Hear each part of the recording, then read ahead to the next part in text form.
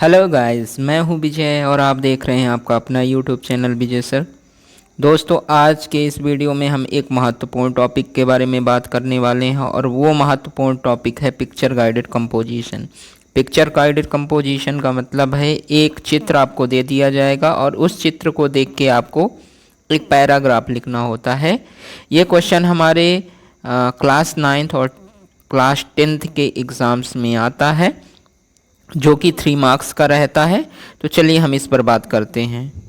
तो गाइस, जैसा कि आप जानते हैं कि जो पिक्चर गाइडेड कंपोजिशन है ये क्लास 9th और क्लास 10th में रहता है और ये जो रहता है ये 3 मार्क्स का रहता है। 3 मार्क्स का लिखना होता है आपको लगभग 75 वर्ड्स में आपको लिखना पड़ता है। अगर आप 75 वर्ड्स में लिख देते हैं तो आपको 3 मार्क्स मिलता है, लेकिन लगभग 75 to 80% स्टूडेंट्स ऐसे होते हैं जो इसको लिखते ही नहीं हैं, इसको हाथ भी नहीं लगाते हैं। ऐसा क्यों? क्योंकि हर बार पिक्चर गाइडेड कंपोजिशन नया नया आता है और बच्चे अधिकतर जो होते हैं वो रट लेते हैं और रटने के कारण उन्होंने जो दूसरा रटा है और जो नहीं आया तो वो नहीं लिख पाते हैं। तो आज की इस वीडियो में हम ऐसे 5-6 पॉइंट्स पढ़ेंगे जिनको अगर आप रट लेते हैं या याद कर लेते हैं तो आप किसी भी पिक्चर गाइडेड कंपोजिशन को आसानी से लिख सकते हैं और अपने 3 मार्क्स पक्का कर सकते हैं। तो चलिए इस पर बात करते हैं हम। तो किस प्रकार से इन निम्न पॉइंट्स को याद करके कोई भी कंपोजिशन आप बना सकते हैं। कौन कौन से पॉइंट हैं तो चलिए देखते हैं। तो दोस्तों, जो पहला पॉइंट है आपको पहला पॉइंट लिखना है दिस पिक्चर इज अबाउट।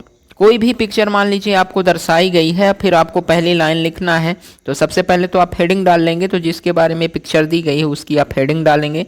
मान लीजिए कि एक आपको पिक्चर दी गई है जिसमें से ट्रीज वगैरह दिया गया है और आपको लिखना हो, तो इसमें आप जो लिखेंगे वो पहली हेडिंग डालेंगे। आप हेडिंग में डालेंगे आप इम्पोर्टेंस ऑफ ट्रीज, फिर आप आगे पैराग्राफ लिखना प्रारंभ करेंगे। तो जब आप पैराग्राफ लिखना प्रारंभ करेंगे तब आपको क्या क्या लिखना है। तो पहला, जैसे आपको पैराग्राफ में लिखना है लेकिन आपको ये सेंटेंसेस याद कर लेना है। जैसे आपको पहला लाइन जो लिखना वो लिखना है दिस पिक्चर इज़ अबाउट। मान लीजिए कि ये जो पिक्चर है ये ट्री के बारे में लिखा है, तो आप जो पहला सेंटेंस लिखेंगे आप लिख देंगे this picture is about trees. फिर आप दूसरा सेंटेंस क्या लिख सकते हैं, देयर इज। मान लीजिए कि आपको पिक्चर में बहुत सारे पेड़ दिख रहे हैं, तो आप इस प्रकार से या तो ये सेंटेंस का प्रयोग कर सकते हैं या इस सेंटेंस का। तो आप लिख सकते हैं there are many trees in this picture. तो आप दूसरा सेंटेंस लिखेंगे there are many trees in this picture. और गाइस, जो हम लिख रहे हैं आप देख पा रहे होंगे कम से कम एक लाइन में 5-7 शब्द होते हैं और आपको 75 शब्द लिखने होते हैं। मतलब आप लगभग 10 से 12 लाइन लिख दें तो 75 शब्द कंप्लीट हो जाएंगे। तो यदि चित्र में दी गई चीज़ें एक हैं तो आप लिखेंगे देयर इज़ ए या एन का प्रयोग करके इन दिस पिक्चर, और अगर बहुत सारी हैं तो देयर आर मेनी करके। जैसे मान लीजिए यहाँ पास बहुत सारे ट्रीज़ हैं आपके चित्र में, तो फिर आप लिखेंगे there are many trees in this picture. पर मान लीजिए कि उसमें कुछ एक ऐसा है, मान लो सूर्य बना हुआ है, फिर आपको लिखना है सूर्य के बारे में, तो आप लिखेंगे there is a sun, there is the sun in this picture. तो इस प्रकार से तीसरी लाइन हुई।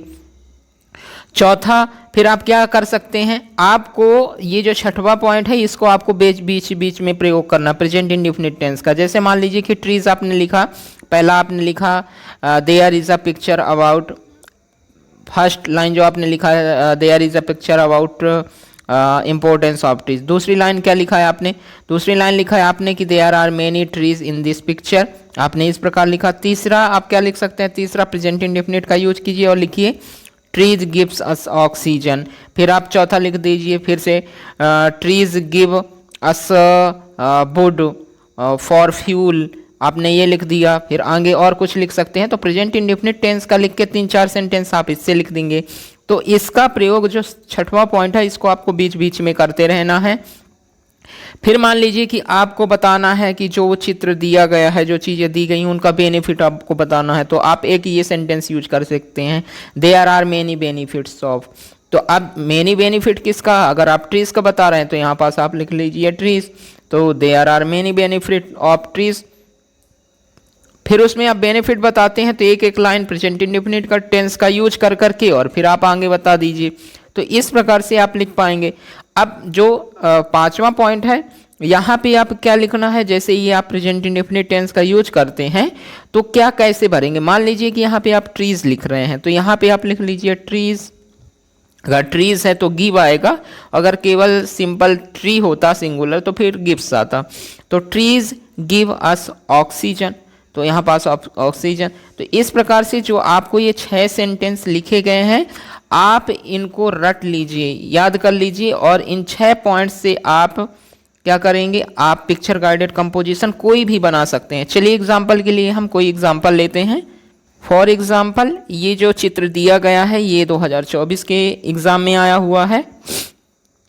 अब इसमें जब भी आप शुरुआत करेंगे, कहाँ से शुरुआत करेंगे, तो मान लीजिए पहले आप हेडिंग लिखेंगे। तो ये जो चित्र दिख रहा है ये आप नेचुरल ब्यूटी है तो आप हेडिंग में लिख सकते हैं नेचुरल ब्यूटी,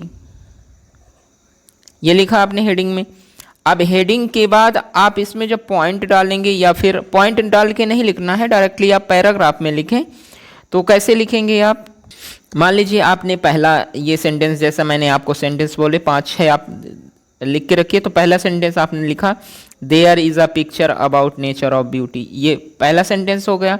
फिर आप दूसरा लिख सकते हैं, क्या दूसरा मैंने सिखाया आपको, यहाँ पे आपको क्या दिख रहा है, सन दिख रहा है, तो आप लिख सकते हैं there is the sun in this picture, ठीक है ना। फिर आप प्रेजेंट इंडेफिनिट का यूज करके सन के बारे में कुछ बता दीजिए, तो लिख सकते हैं the sun gives us rays, the sun gives us light.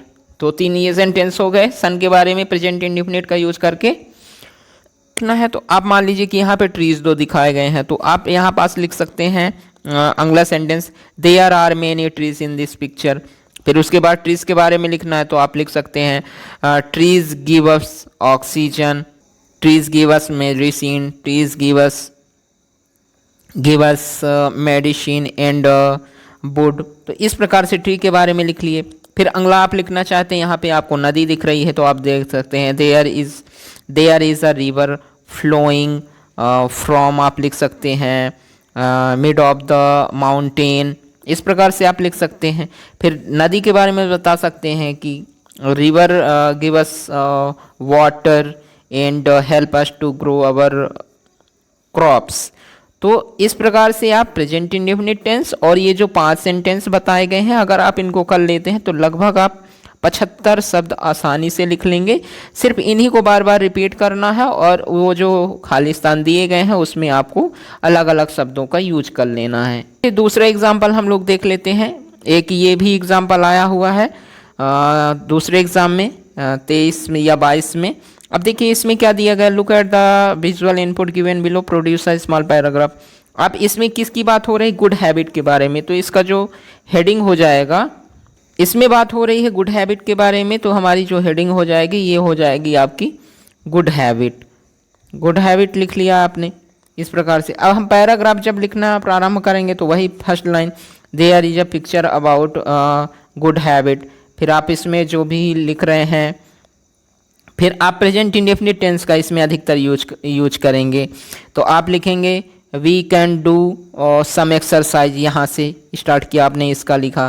फिर अगला यहाँ पे लिखा है हैव अ हेल्दी ब्रेकफास्ट, तो आप ऐसा लिख सकते हैं we should have a healthy breakfast, ये एक सेंटेंस बन गया।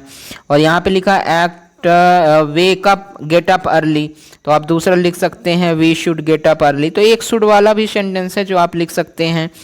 तो इस प्रकार से जब आप सेंटेंस बनाएंगे तो आप एक पिक्चर गाइडेड कंपोजिशन आसानी से लिख सकते हैं। तो गाइज इस प्रकार से आज की इस वीडियो में हमने जाना कि किस प्रकार से हम 5-6 सेंटेंस याद करके आप एक पिक्चर गाइडेड कंपोजिशन बना सकते हैं। आई होप ये वीडियो आपके लिए बेनिफिशियल रहा होगा। कमेंट करके नीचे ज़रूर बताइएगा ये वीडियो आपको कैसा लगा और अगला वीडियो किस टॉपिक पर चाहिए। मिलते हैं अगले वीडियो में, तब तक के लिए बाय बाय, नमस्कार।